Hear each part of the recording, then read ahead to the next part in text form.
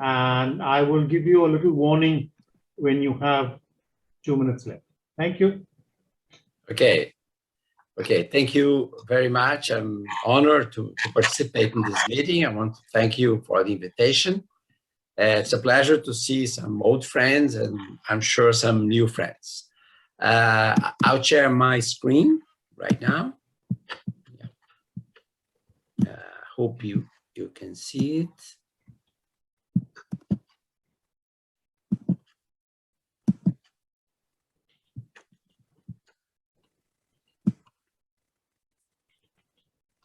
Okay. Yeah. Okay. So I'll talk today to you on the criticality of rigorous nutrient profile models in regulating packaged foods. Well, this is the outline of my 20 minutes. I'll start with giving you some definitions and discussing some terminology.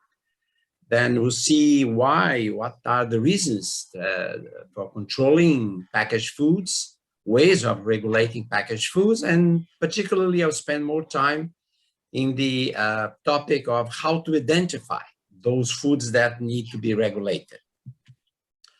So first of all, when we talk about packaged foods, I'll be talking about food and drink products with more than one ingredient that include added salt, added fat, or added sugar or sweetener, right? So we are not concerned to regulate staple food or packages of rice or beans. This is the base of the healthy diet. So we are talking about products with more than one ingredient that had some addition of salt, fat, or sugar.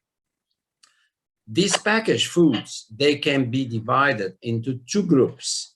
One is of processed products, and those are very simple and very old in general processed foods that contain food plus salt, fat, or sugar. Examples here have bread, cheese, and canned food. The other group that is really increasing in the food supply is ultra-processed products. Those are actually not food.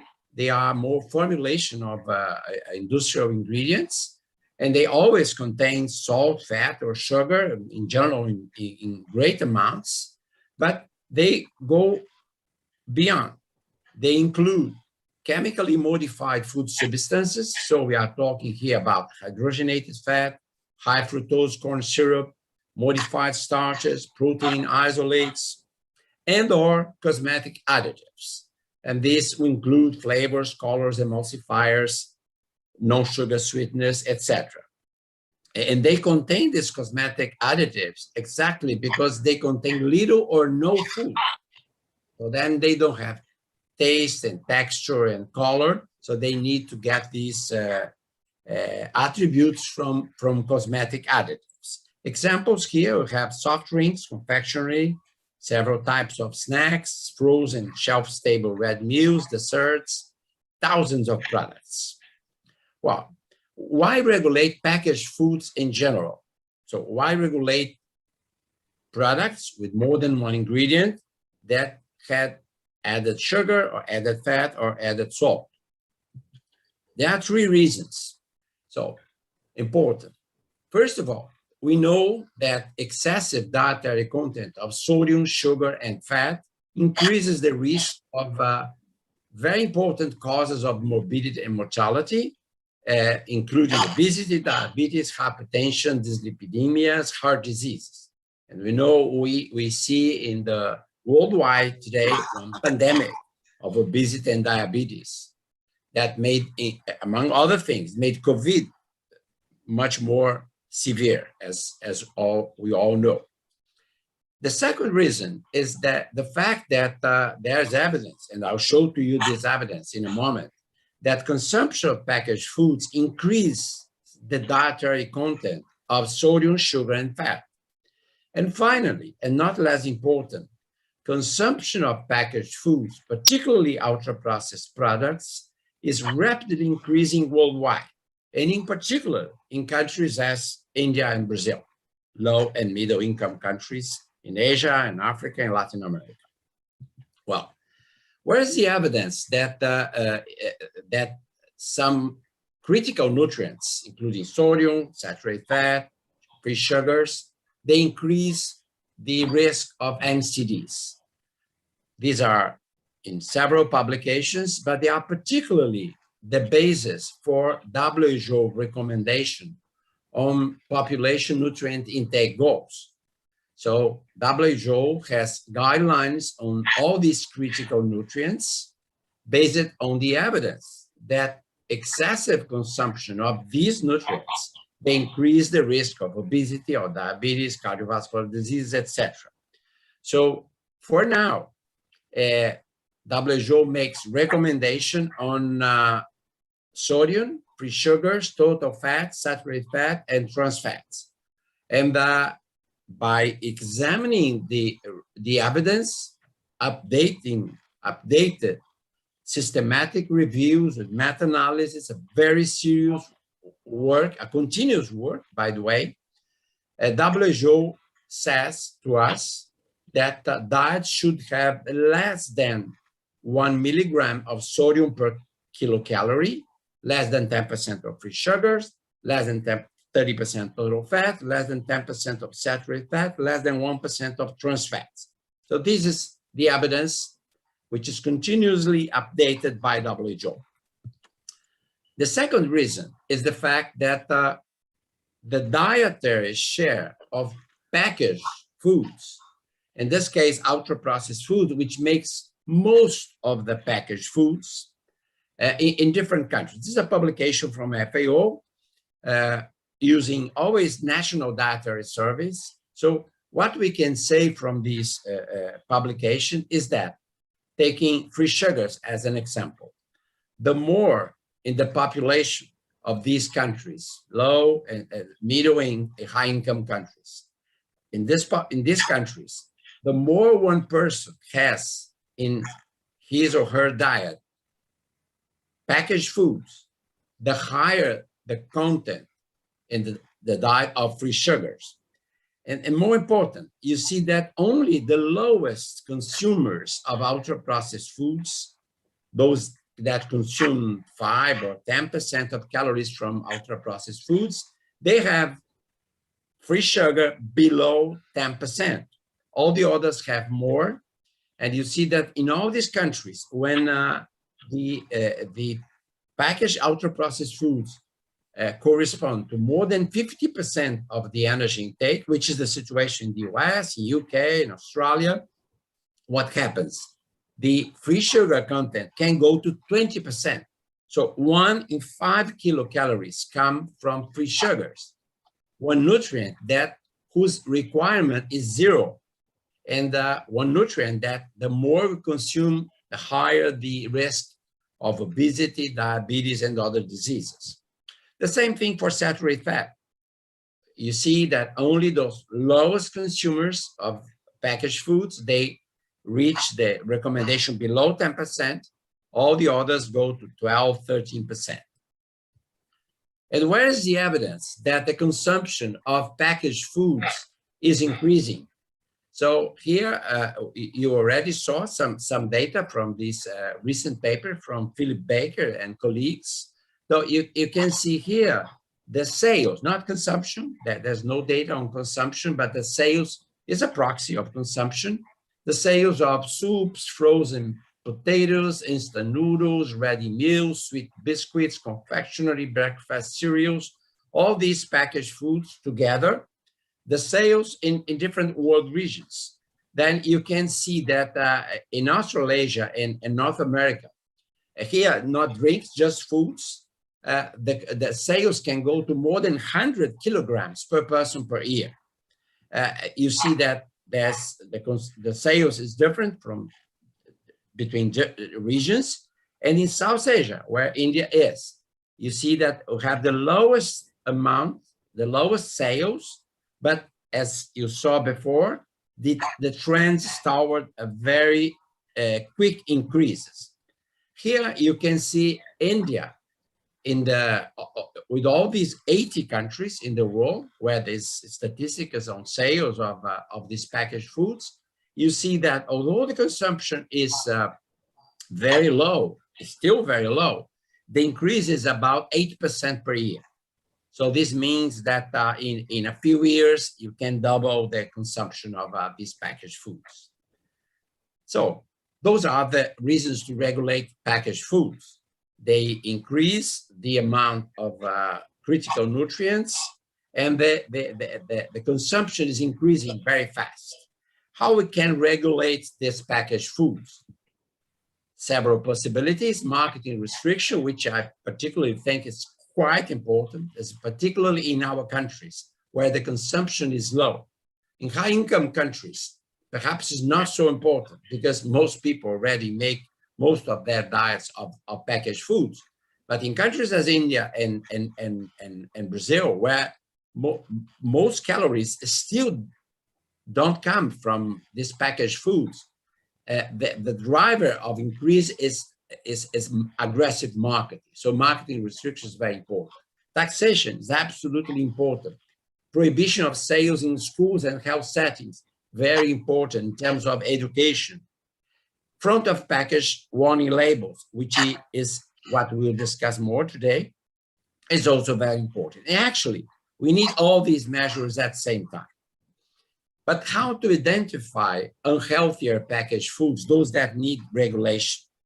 So my experience that I can share with you comes from my involvement with a group of colleagues that have developed the PAHO nutrient profile model. So the nutrient profile model for the region of Americas.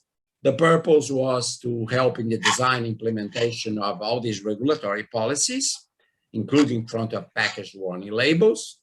And all the work was done by an expert consultation group commissioned by PAHO that I had the pleasure to be part of.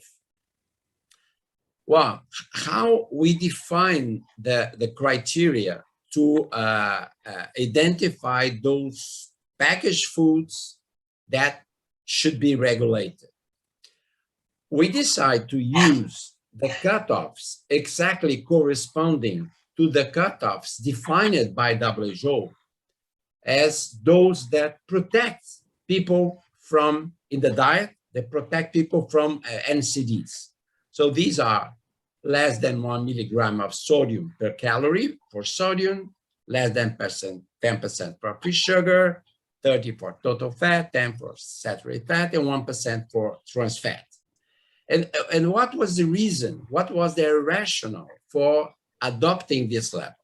So then I want to spend some time in the rationale, because I think that this was very, of course, we discussed a lot of other alternatives, but finally what was clear for us that the most obvious and the most logical criteria were those that make the content of a food, the maximum content in one critical nutrient in one particular food, equivalent to the same cutoff, the same level that protect people from NCDs in the diet. So we decided, based not only the cutoffs, but also the nutrients. We decided to use exactly those nutrients that are recommended for from WHO. There's a recommendation to reduce the consumption, right? So, and then we decide to align the criteria with these guidelines from WHO. So this means that if in the future, because this is a continuous work, right? So if in the future WHO adds another nutrient or withdraw a nutrient or change a cutoff, then immediately the PAHO nutrient profile model will do the same. So there's a complete alignment between the PAHO nutrient profile model and the WHO population nutrient intake goals to prevent NCDs. Here, of course, we discuss, yes, the recommendation from WHO is for diets, it's not for individual products. But what we consider is that the more we add in our diet one product which has a content of a critical nutrient higher than the maximum level allowed for the diet, we will be increasing the probability of our overall diet exceed those same levels. And this is what the main reason to adopt, to extend to individual product what we have in the diet. But at that time, we didn't have, we have some indirect evidence of this, of the fact that the more we add individual products with the content of critical nutrients above the maximum level permitted for the diet, we would increase the probability of inadequate nutrient intake. Now we have the evidence for this. So I prepared this slide only for this meeting. I did this in a few days. I asked some colleagues that are working with those national dietary surveys to do this that I'll show to you. So I'll show you data for 2 countries. So one high-income country and one middle-income countries. Because these are still unpublished data, then I put country X and country Y. So in country X, we have the high-income countries. 57.8% of energy intake comes from packaged foods, either processed or ultra-processed, most ultra-processed, but packaged food as a whole. And then what you see here is the actual prevalence of inadequate intake of free sugar, total fat, saturated fat, trans fat, and sodium in the actual diet as it is right now. And the same situation if we withdraw from the diet all packaged foods which are high in free sugar or in total fat or in saturated fat or in sodium, etc. So what you see here is that, and replacing these products high in by an average of the rest of the other foods. So in this country, the 50%, half of the population have an intake of free sugar above 10%, right? 50.8%. If I remove the packaged food high in sugar, the diet in this country would have only 8% of people with excessive consumption of free sugar. So this means that there's still problem. So not all the problem come from packaged foods. Some of these are people that are using too much sugar, let's say to sweet coffee or to consume homemade desserts or any other thing. And but you see that the problem is reduced tremendously from 50 to 8%. For total fat, reduction is a little, it's 50%, 61 to 31%. So if you want to decrease below 30%, we need to do other things. People have to cook less with oil, etc. But half of the problem was due to packaged foods. In saturated fat, the same thing, a great reduction. In trans fat, again, 50% reduction.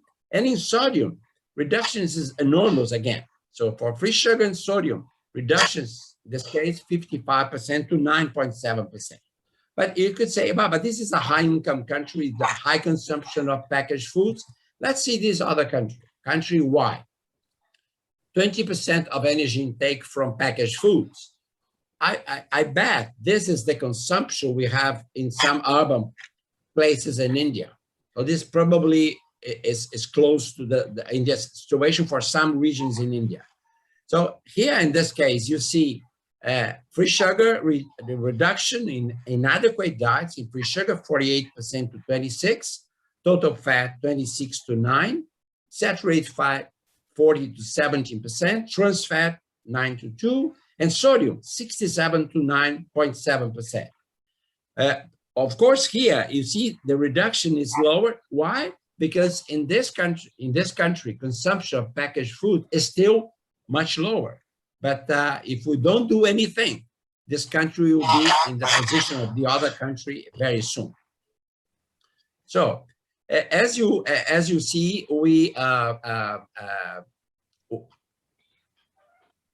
we decided, this is already, I talked about this, that the food and beverage products that should be evaluated with PAHO are limited to packaged foods. I already did this in the definition. But what I think is important to consider, why we did not include unprocessed or minimally processed foods according to the NOVA system classification in the regulation. Why we are not putting, why we think we don't need to put labels, warning labels in vegetables, legumes, grains, tubers, simply because these are the basic foods in a healthy diet. And in all the food-based dietary guidelines, those foods are those that should be the basis of diet. So then it does make sense to regulate the amount of fat, let's say in one avocado, for instance, or sugar in one fruit. Now, those foods should be combined. So the key for a healthy diet is combining vegetables and legumes and grains, etc., etc. So in this case, regulation does not apply. And also, it's particularly important, the question of culinary ingredients. So here we are talking about salt, plant oils, butter, sugar. Why the PAHO nutrition profile model does apply to these foods? First of all, because nobody eats oils or salt or sugar as such. People use these culinary ingredients to cook, to season, and to convert fresh or minimally processed food into dishes and meals. So then the message here should be used then in moderation. But it doesn't make sense to say that salt is rich in sodium, or oils are rich in fat, or sugar is rich in sugar, right? So here is not regulation. This is education of the population. So then, and another reason was the fact that by regulating processed and ultra-processed food, in general, packaged foods, we will be touching the core of the problem. And a final decision we took was the introduction of other sweeteners, not just sugar, but non-sugar sweeteners in the regulatory, in the foods that should be regulated. The rationale for this was, well, if we start to put warning labels in products with excessive amount of sugar, if we tax these foods, if we forbid the marketing of these foods with excessive added sugar, so what the industry could do, the industry could reduce the amount of sugar, or they could replace by other sweeteners. So in this case, the product is still unhealthy. So then we decided, if we start to recommend the reduction in sugar intake, we should make clear that the solution is not to replace sugar by other sweeteners, but it's really to reduce the sugar amount, and hopefully that people start to eat more fresh foods and less packaged foods. So this is essentially my what I had to talk to you today. I'm more than glad to respond to questions, etc. Thank you very much. Thank you very much, sir. I think the plan